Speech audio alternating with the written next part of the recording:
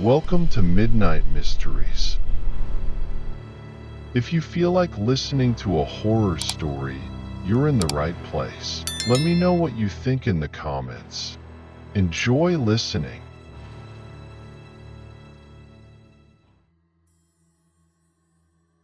Rosa and Marco were two students at the peak of their adolescence. Their friendship, born at school, had been strengthened by many moments and experiences shared over the years. One morning, while discussing their plans for the Halloween party, they found an envelope with no sender in their school lockers. Inside, there was an invitation written in black ink on yellowed parchment. Are you brave enough to face the shadows of the night? Join us for an unforgettable Halloween party. The address indicated an old abandoned house on the outskirts of the city.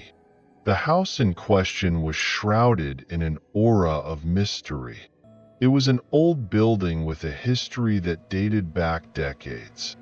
The town's elders often spoke of unexplained events and night sounds coming from that house. It was said that many years before, a family had lived there and disappeared without a trace overnight. Since then, the house had been abandoned and nature had begun to reclaim what was hers, with ivy and moss growing on the stone walls. The stories told of spirits wandering the halls and ghostly lights on moonless nights. Most people dismissed these stories as mere tales, created to keep overly curious children away or to add a bit of color to winter evenings by the fireplace. They're just urban legends, many said. Despite the aura of mystery surrounding that house, Rosa and Marco could not resist the temptation to find out what lay behind that invitation. It intrigued them, and perhaps they thought it might be just a party organized by some schoolmate looking for thrills, or to play a prank on them. The day of the party was approaching and their friends got wind of their plan. They looked at them incredulously, whispering among themselves and shaking their heads in disapproval. "You two are crazy," said one of their friends. "I wouldn't set foot in that house even if you paid me." Rosa, usually the more cautious of the two, had her reservations. "Marco, are you sure about this? I've heard stories. I know they're just legends, but what if there's a grain of truth?" Marco, with his typical mocking smile, put an arm around Rosa's shoulders. "Come on, Rosie. I bet it's just a trick by some of our classmates to spice up Halloween night. Imagine the looks on everyone's faces when we tell them we went there and found out it was just another party." Marco's vision of a typical Halloween party, with carved pumpkins, twinkling lights, and at most some classmates dressed as zombies or witches, managed to partially reassure Rosa. "Okay," she replied, "but if I get even the slightest shiver, I swear, I'll run away." Marco laughed. "Then it's settled. I'll protect you from the ghosts, I promise." The sight of the house in the candlelight was decidedly more eerie than Rosa and Marco had imagined. The ivy growing on the outer walls seemed almost alive in the way it moved in the wind, and the broken windows resembled empty eyes staring into the darkness. As they approached, the sound of an old gramophone became increasingly distinct in the air. The melody, slow and distorted, seemed to come from another era, making everything even more surreal. It was a love song, but played at that rhythm. It took on a menacing tone. Entering cautiously into the house, they noticed the candles placed seemingly at random. On the fireplace, on the shelves, and even on the floor, creating a maze of lights and shadows. The dust that had accumulated over the years formed clouds every time a step echoed on the wooden floor. Rosa shivered in her jacket, feeling the cold inside the house penetrate her bones. "Marco," she whispered, "are you sure this place is safe? And where is everyone?" Marco, trying to show a confidence he might not have truly felt, replied, "They're probably in another part of the house, maybe hidden in a room or in the basement. You know how these parties are, full of surprises." But as they moved forward, doubt began to creep into his mind as well. The atmosphere was becoming increasingly heavy, and the absence of other guests began to worry them both. Rosa tried to give a logical explanation. "Maybe we arrived too early. Maybe the others are still getting ready." But her voice trembled, betraying her growing unease. Every corner of the house seemed to hide a secret, and the oppressive feeling of not being alone accompanied them at every step. The house, despite its state of abandonment, seemed to have been brought back to life for a macabre performance. As they moved from room to room, Rosa and Marco couldn't help but admire the level of detail with which the party had been set up. Cobwebs stretched from the corners of the rooms, hanging from the ceilings and wrapping around old furniture. Mannequins were bizarrely positioned, as if frozen in a moment of eternal terror. But as they initially were impressed by the realism of the decorations, they soon began to perceive something very strange. Rosa, with a hand outstretched towards a cobweb, quickly withdrew her finger in horror. "These cobwebs are real," she whispered, her voice broken by anxiety. Marco approached one of the mannequins, studying it closely. The wear and details of its face, along with the apparent softness of the skin, made him shiver. "I don't know how they made these so realistic," he commented, "but it's impressive." The silence was broken only by recorded laughter, which occasionally echoed, creating an eerie echo in the dark corridors. But then, that silence was broken by something different. The sound of footsteps upstairs. The two stopped, staring at each other. Marco tried to stay calm but spoke in a low voice. It could be the other guests or the party organizers. But Rosa was not convinced. "I don't know. These footsteps are different, heavier, and seem to be from one person. And don't you also feel this strange sensation? As if we were being watched?" Marco, trying not to give in to fear, replied, "Come on, it's Halloween. They're probably just trying to scare us. We need to get into the spirit of the party." But Rosa was not in the mood for jokes.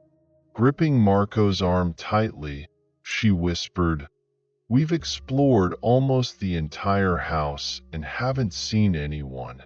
Doesn't that seem strange to you? I feel something is wrong, Marco. We're not alone here." And as she uttered those words, another series of footsteps began to be heard, this time much closer. Rosa and Marco's hearts were pounding as they looked for a corner to hide. The room, which initially seemed to be an old library with shelves full of dusty books, had a large rug in the center and an antique desk in the corner. Without thinking twice, they hid behind the desk, trying to make as little noise as possible. Through a crack between the old wood of the desk, Rosa kept an eye on the door. The handle began to move slowly, as if whoever was on the other side was trying to open the door with the utmost caution. Marco held his breath, while Rosa squeezed his hand tightly. Then, with a creak that seemed to last an eternity, the door opened. A tall man, dressed in a dark suit and a white mask that covered his entire face, entered. The mask had no expression, except for two black holes that revealed his eyes, cold and calculating. Rosa and Marco remained paralyzed with terror, hoping the man hadn't noticed them. But he, almost as if he knew every corner of the room, slowly approached the desk. Then, with a hoarse and deep voice that echoed in the oppressive silence, he said, "I'm glad you came. It's been a long wait." Marco, in a burst of courage, stood up, positioning himself between the man and Rosa. "Who are you? What do you want from us?" The masked man took a step back, as if amused by Marco's reaction. "I want nothing from you. I'm just glad you accepted the invitation." Pause. "I hope you enjoy yourselves." And with a grin that was barely visible under the mask, he gestured with his hand, as if indicating they could leave. Panic filled their every fiber. Rosa, her eyes wide, grabbed Marco by the hand and dragged him towards the nearest door. But as soon as they reached it, they realized it was locked. The man's laughter echoed in the room, growing their sense of despair and terror.